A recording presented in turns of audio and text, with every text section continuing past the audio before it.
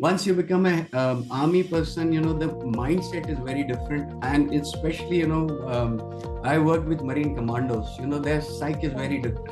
So I was a doctor for the Marine Commandos. So for them, nothing is impossible. So that kind of discipline, Wow. integrity, trust, love for nation, that role or Yes. position gave me. When I became a healthcare manager, when I was running healthcare organizations at C-level positions.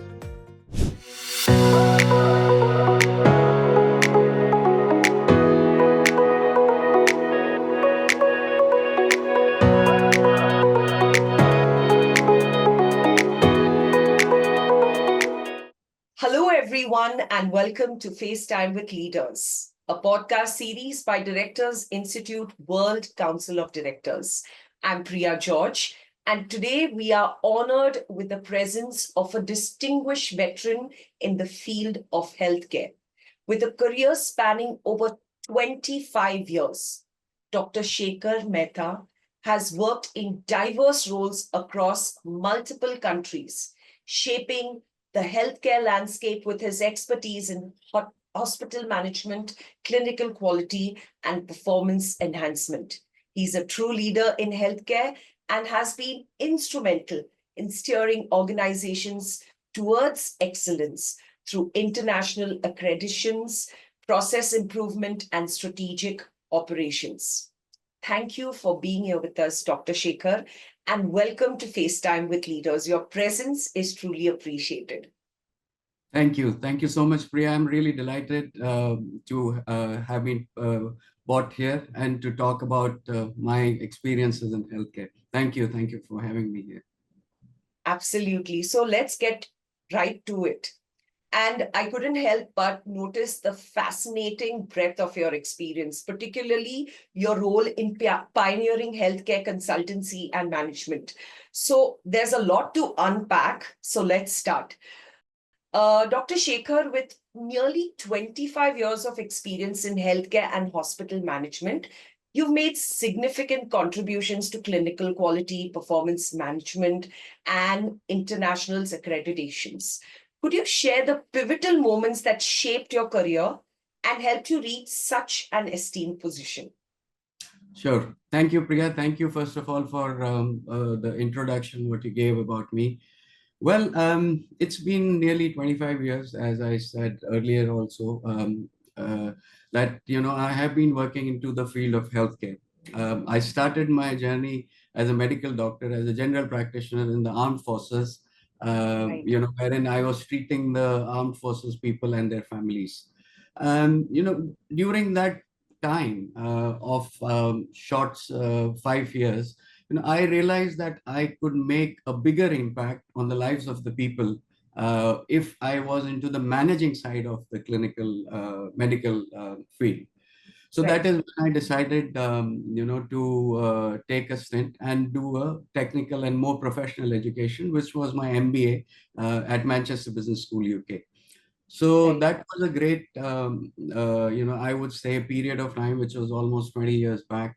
I did the MBA. And, that is when I realized that, when you have a control over the systems and process rather than only just one patient, you can, make a significant and much more impact in the lives of the people. So Absolutely. yes, I did that. I still do practice, but then I've been in UAE for almost 20 years now, and Okay. have been into C-level positions at various organizations. The last what I have been involved with is almost 8 years back. I started my own uh, home healthcare, which is Okay. basically helping people and reaching out to people to provide the home care services such as doctor on Right. call, physiotherapy, nursing services, etc., at the comfort of their home. And this idea, actually speaking, if you're asking me about my journey, it started actually with my sister, who was mentally and physically challenged. So she all the time required caregivers, at home. So my parents are obviously old and they cannot take care of them and of her. And that is when it gave me the idea to start something like that. And one more company which I had started is a healthcare management consultancy, wherein we help healthcare professionals to get their licenses for the GCC countries. And the third Okay. company, what I'm right now working, is a health tech company, which is in the process of making. So that, these have been a few highlights over the period of last 25 years, what I have been involved with healthcare. Right. Thank you for your response. And it's apparent that your career has been defined by a continuous drive for improvement and excellence. So, Dr. Shekhar, with your remarkable experience across both domestic and international healthcare environments, you've had the unique opportunity to work in diverse cultural settings. So, I imagine that brings its own set of challenges and rewards. How has this global exposure shaped the way you approach implementing quality standards and securing international accreditations in healthcare institutions? Absolutely. See, Priya, the thing is that, as I said, that I have been in UAE for almost 20 years now. And Dubai or UAE is a melting pot of various cultures and nationalities. There was a survey Absolutely. done at one point of time. There's one mall, a mall of Emirates, and they said that they did a cross-sectional survey, and they said at a given point of time, you have 137 nationalities present there. So Wow. imagine the kind of exposure, imagine the kind of backgrounds, imagine the kind of skills, mindsets, what these different types of people get. And in this region, the best of you can have the best of both the worlds, which means you can have technology, money, which is the Western part, and you can have still live your life in the most Asian or the this side of the continent. So it is really indeed an exciting, enriching, experience which I have had working with different types and different sets of people from different backgrounds. Yes, of course, there Right. have challenges because it is very difficult sometimes to understand their side, their attitudes, their mindsets. Obviously, religion and culture is also very important part of the Sure. society system here. But it gives a lot of exposure and opportunities to learn and interact. And last thing what I would say to this is that there is a certain set of international regulations and standards which we have tried to implement in our organizations and which you can get Okay. in this part of the world. So that has been really, really helpful. Absolutely. And I completely agree that the UAE is like a melting pot of different cultures. And it's fascinating to hear how such diverse cultural settings have influenced your approach. Dr. Shekhar, you've donned many hats throughout your career, from being a family physician to taking on the role of a healthcare consultant. And now you're also a founder and medical director of your own healthcare company. So, with such a dynamic journey, I can only imagine there must have definitely been a lot of challenges and learning moments you faced. How have you managed to stay adaptable, continuously evolve, and keep growing in your field? Correct. See, yes, it has been an interesting journey, and I would say that I have been, or I have steered my journey through which I thought at that point of time in my career was important to me. So, I went into medicine, studied medicine. I was not a bad doctor. I still not am a bad doctor. I'm, doctor-wise also good. But as a doctor, it's very individualistic approach, a patient-centric approach. True. So, for a doctor, the patient is the foremost, and you deal with the patient. Each patient is a project. You treat that patient, and that's it done. Once you become a army person, the mindset is very different, and especially, I worked with Marine commandos. Their psyche is very Oh, different. So I was a doctor right. for the Marine commandos. So for them, nothing is impossible. So that kind of discipline, Wow. integrity, trust, love for nation, that role or Yes. position gave me. When I became a healthcare manager, when I was running healthcare organizations at C-level positions, it gives a sense of, or the motive is a change. when you become a manager of any organization, the organization is the top priority. You have to Right. believe in teamwork. You have to work as a team with a common goal of getting the Hmm. client service through your system. So the organizational process becomes very important. When you become a founder or an owner, it's a 24 by 7 work, Correct. and you Yeah. cannot say no to any damn thing. I have worked as a driver, Yes. worked as a receptionist also sometimes Yes. when you start as Yeah.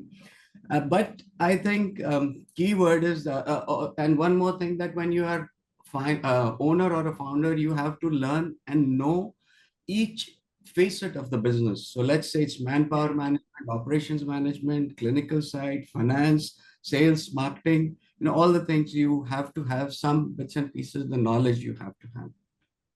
So in Absolutely. summary, if I were to say, the continuous urge to grow and evolve uh, at whatever roles or whatever, part of the responsibility you are playing, that is very important, and that keeps us growing and, achieving more in life. Right. As a founder, I believe that you have to accept the accolades and the brickbats with equal grace, I think. And Dr. Shekhar, you mentioned this slightly off script, but I had to ask you this. You mentioned, like in your earlier response, that you worked with the armed forces and specifically the Marine Commandos. So, did you complete your medical training from AFMC, or how? No, it was not AFMC. I did it from our community. I belong to Rajasthan, in India, and technically a Jain. But, from our community, very few people, most of them are chartered accountants, or, they go into the accounting types of jobs and so on. So Hmm. my choice, which was inspired by my father, actually, so to go into medicine was itself a deflection from the normal conventional pathway which our people take. And after Right. that, to join armed forces, which was by my choice. Most of my friends, they did their PG, and, they went into their conventional medical Correct. whatever setup. So, but I decided, I chose to serve the nation by joining armed forces. And with these Marine commandos, I was really fortunate, because there is nothing called as no in their dictionary, and that is what I learned Yeah. there. They told me, ki, Doc, you are so fit, you could be the next doctor commando and the first doctor commando in the entire Indian Navy. But at that time, I had certain other dreams, so I did not go for that. But yeah, I mean, that is one small regret I have, that I should have done that commando course with them. Yeah. I'm sure. I mean, you would have definitely, but you contributed in your own way, however you could, and I'm sure you made a difference in their lives with Absolutely. the And people you we, served with. at Yeah. that point of time, this 26 by 7 happened, the Taj thing, and Right. where my colleagues were there, to save, and they Wow. went there. And we, as medical officers around them, were supporting, ready to support it. Right. Right. Thank you. Thank you for sharing that with us. Um, Dr. Shekhar, you've had the opportunity to speak at so many prestigious international healthcare conferences and also witness firsthand the constant evolution of the industry. With all the changes we've seen already and the rapid pace at which things are shifting, what do you think the next 5 to 10 years will look like for healthcare? And what are the key trends you foresee that will really reshape healthcare quality and management practices in the coming decade? Well, that's a very big question, and I'll try to answer as much short as possible, because Sure. there's a lot of evolution which is happening, and a lot of transformations, especially in the medical field, with technology which is happening. So the first would be the integration of artificial intelligence and machine learning, which everybody is talking about, and in all the Yes. fields. So medical fields especially will play a transformative role in diagnosing diseases, predicting patient outcomes, and personalizing treatments.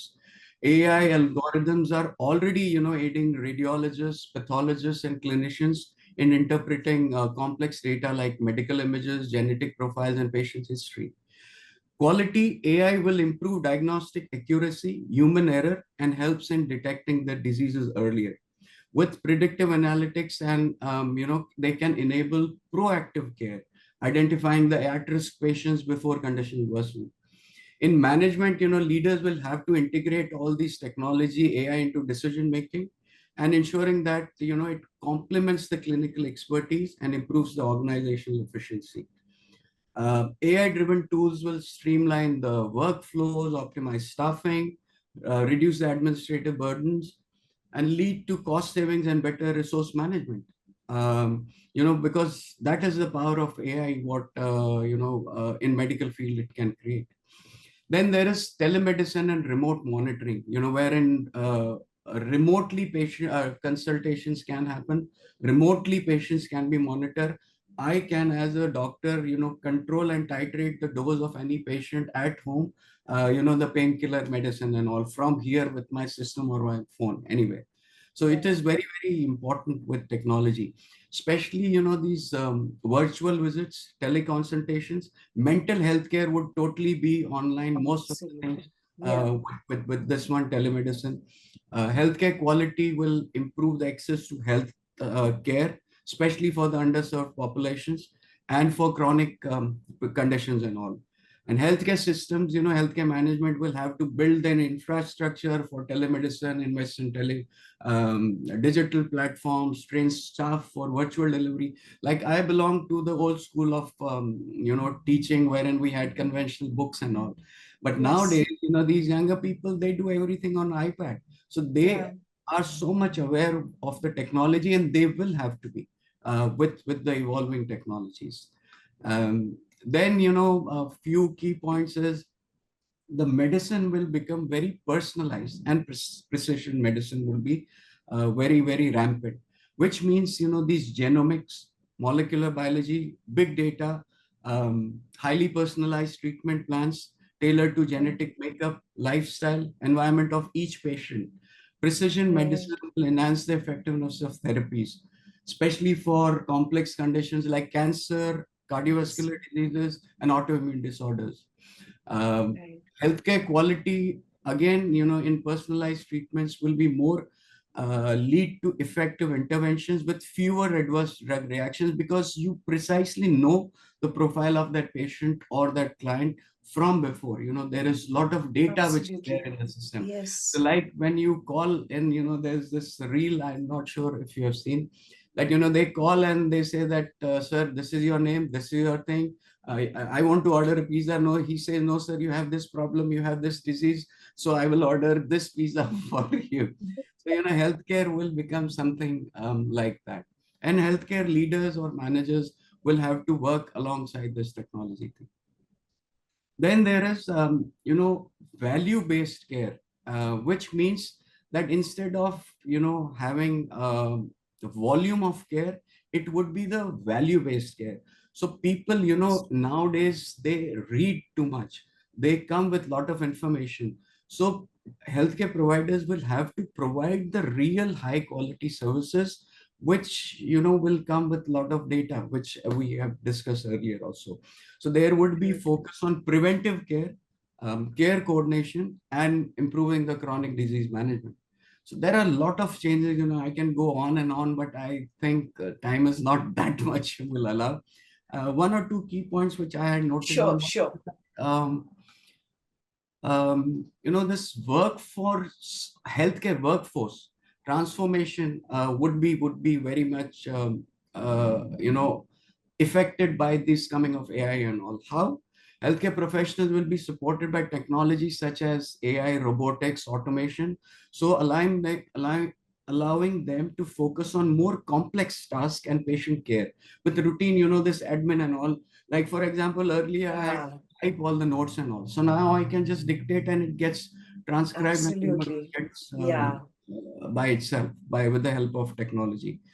Then uh, to ensure that staff well-being, staff is burnout less, and offering opportunities for their professional development, so that they can do more research, they can put more time in learning about the latest medical trends and so on. Absolutely. Yeah, so I think these are some of the changes which technology and future, will bring along with the advancement in the next few years. Absolutely. And your response is, it indicates that it's such exciting time Absolutely. for science and technology, and more specifically in the healthcare sector. Moving on, Dr. Shekhar, you've had an incredibly successful career with significant contributions to healthcare management.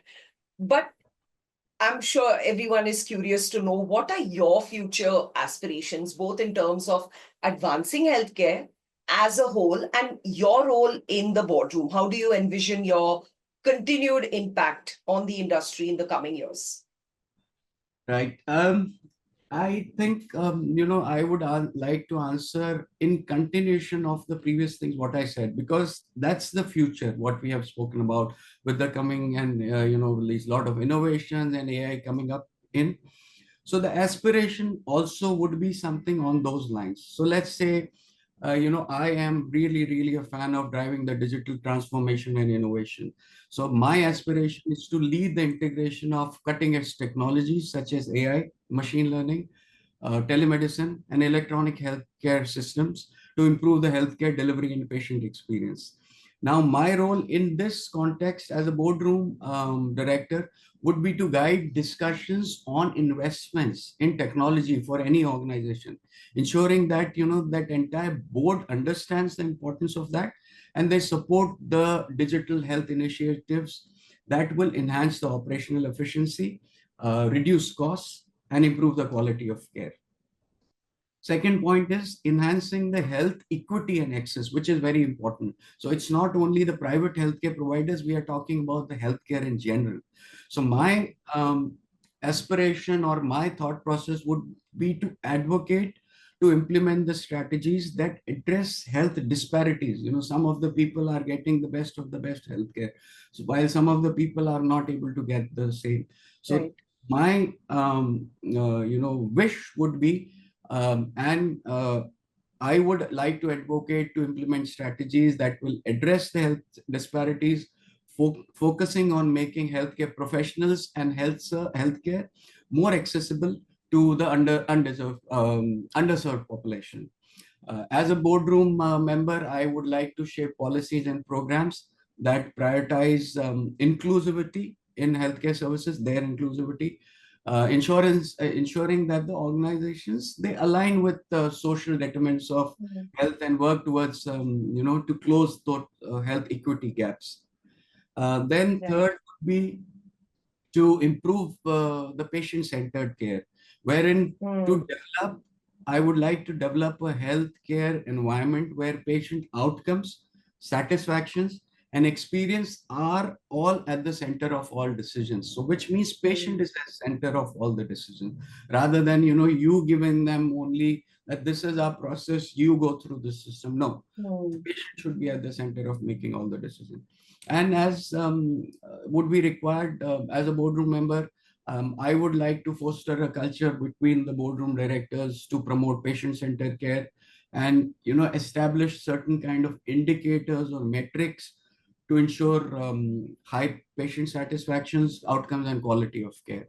So invest into those kind of trainings and systems that improve patient engagement and outcomes.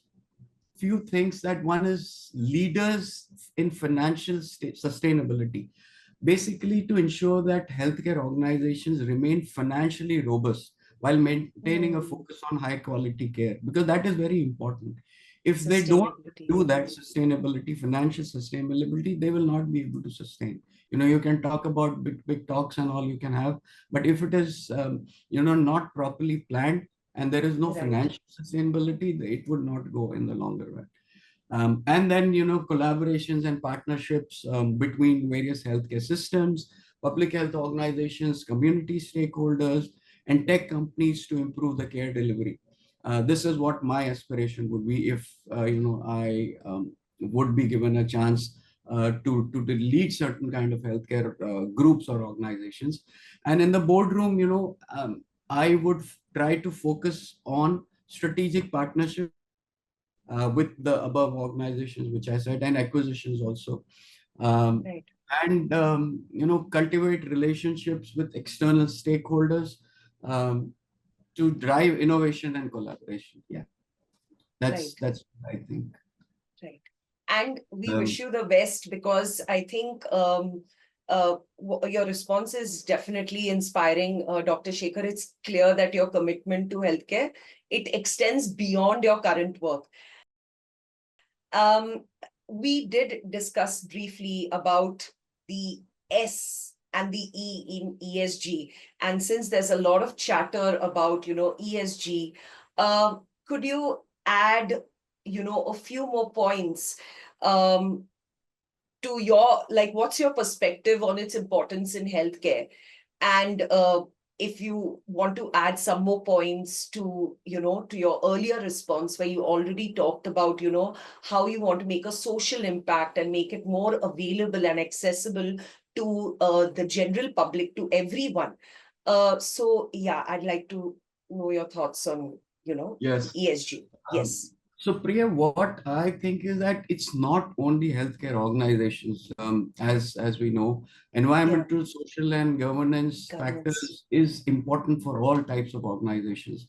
Because True. when we talk about environmental, social, and the overall governance and sustainability, it is very, very important for each one of us as humans to understand, that how we can create impact and how we can minimize our damage to the environment. So, especially when we talk about healthcare, it's not the healthcare organization. The first most thing which I think they can have significant environmental footprint, including energy consumption, True. waste generation, especially the medical waste, and emissions from transportations and facilities.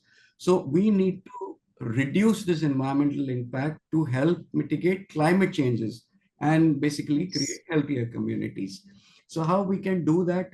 Energy efficiency, green building designs, renewable energy sources in hospitals and clinic, implementing energy management systems, and fitting existing facilities with sustainable technologies, which can significantly reduce the carbon footprint, which is valid Right. for all the types of organization, not only Right. healthcare.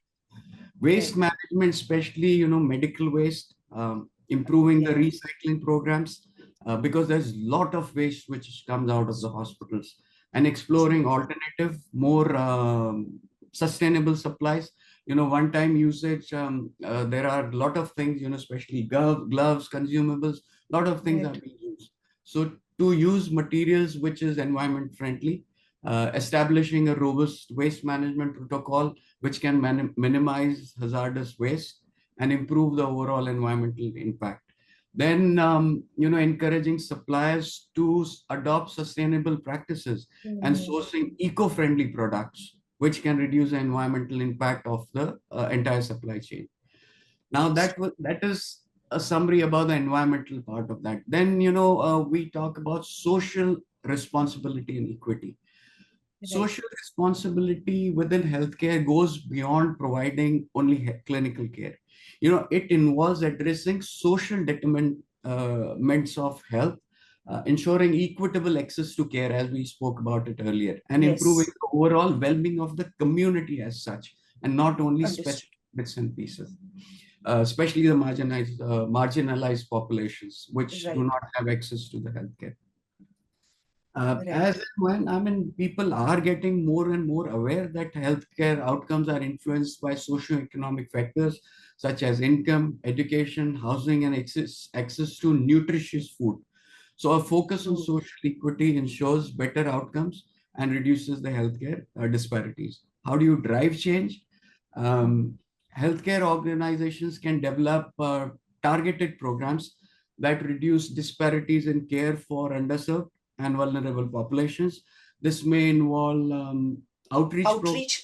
Yeah. Absolutely. Outreach programs, community health partnerships, and insurance culturally competent care, which is culturally, setting it into the societal system. And especially me being part, of this GCC culture for a long time now, culture and religion and other things plays a lot of part in the overall social strata of any kind of system. Sure. Then Sure. workforce diversity and inclusion. Leaders should prioritize creating diverse, including workplaces, including different sectors of populations, Mm. and which reflect the communities they serve. This includes equitable hiring practices, gender, religion, whatever, Right. what basis. And in India, there are various other segregations such as caste, Absolutely. etc., etc. Career development opportunities, and a culture of inclusion of all. And we need to Right. include the communities, engage the communities as much as possible. Yes. So yeah, Yes. I think that's about the environment and the other thing what we Social. spoke about, Social. environment and social responsibility. Yeah, and just two three lines on governance. Governance Sure. is absolutely mandatory because it refers to ethical and transparent management of the organization, which includes your financial oversight, accountability, leadership practices, and adherence to the regulatory standards, because that is very, very important where you are operating, because all those regulations will have to come from the law of the land or from the place where it is being operated. So ethical leadership is very essential for fostering a culture of integrity, trust, transparency, accountability, which is very critical in healthcare environment. Because a lot of Right. times, people talk about that doctors have done this test, organizations are doing, even the patient died and, they kept on doing, they kept him in ICU. So transparency is very, very essential, Mm. especially when we are talking about healthcare and in terms of governance and leadership. Yeah. Absolutely. And thank you for such an insightful and thoughtful perspective.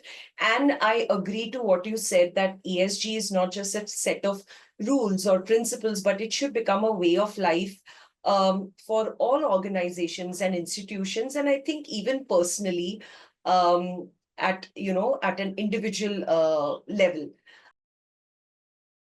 Coming to our last question, Dr. Shekhar, I understand that you've recently enrolled with Directors Institute. What motivated you to join, and what do you hope to gain from being a part of this prestigious community? See, frankly speaking, I came to know about International Corporate Directorship Program through my friends and social circles and so on. So when I did my research, I found it really interesting. The kind of organization, which deals with people who have experiences and they are industry leaders, and they, want to get on to the next level of board, getting into the Yes. boardroom or so on. So for me personally, I think that it will further develop my leadership capabilities and governance expertise, particularly within a global business framework. Right. And because I have been involved with few industries such as health, wellness, to some extent entertainment and so on. So I think it will give me a width of exposure by having a peer group of people which belongs to different industries. Now, having gained significant experience in corporate management, yes, I worked for a long time. I now, seek to refine my strategic thinking and Right. broaden my width of knowledge to the complexities that shape decision making at the highest leadership level. Right. And when I did little more research into the program, I found that it is really interesting to understand more about different industries, and how I got more interested is because of its focus on corporate governance, risk management, and Right. sustainability, which that much of exposure I did not have in my previous roles. But these Hmm. areas are really critical in today's fast changing business environment. So by learning from different professionals and experts, I think I will hopefully gain invaluable insights into the best industry practices for my next level to get a board leadership, fostering a culture of, again, as I said, accountability, transparency, innovation. And last few lines, which I think which provides, this program provides an opportunity to engage with a diverse and accomplished cohort of peers, as I said earlier, and from different sectors and regions also. It's not only the industries also. So this exposure will not only expand my global perspective, but will also help me to exchange ideas, share my experiences, and build a robust professional network. That's what I think it will do to me, and which would be instrumental or could be instrumental, these networks to contribute to corporate boards in a meaningful way. Yeah, I think that's from my heart, which I think some of the things which would be, I would be looking hopefully for the same. Absolutely. And I think with your vision, your passion, your adaptability, uh, I can see it happening. I can see it happening for you in the not so distant future. So, Thank all the you. best for that. Dr. Shekhar, it's been an absolute pleasure having you with us today. Your remarkable journey in healthcare and leadership spanning over 2 decades has been really inspiring. And from your contributions to clinical quality management to your recent involvement with the Directors Institute, it's clear that you are a lifelong learner. And your insights into leadership, healthcare evolution, and future aspirations have definitely been thought provoking. And I'm sure our listeners will take away a lot from our conversation. So thank you Thank for you being. so much, Priya. Thank you for your kind words, and really, I look forward to, connect with the rest of my peers, and to have a great, learning new skills, which I find really exciting. Thank you so much for your time. Absolutely. All the best, Dr. Shekhar. And to our audience, thank you for joining us on this exciting episode of FaceTime with Leaders, brought to you by Directors Institute World Council of Directors. It's always an honor to showcase the stories and wisdom of leaders like Dr. Shekhar, who are paving the way for future generations. So stay tuned for more incredible stories from inspiring leaders who are driving change in their respective fields. Until next time, keep exploring, keep growing, and most importantly, keep leading with purpose. Thank you.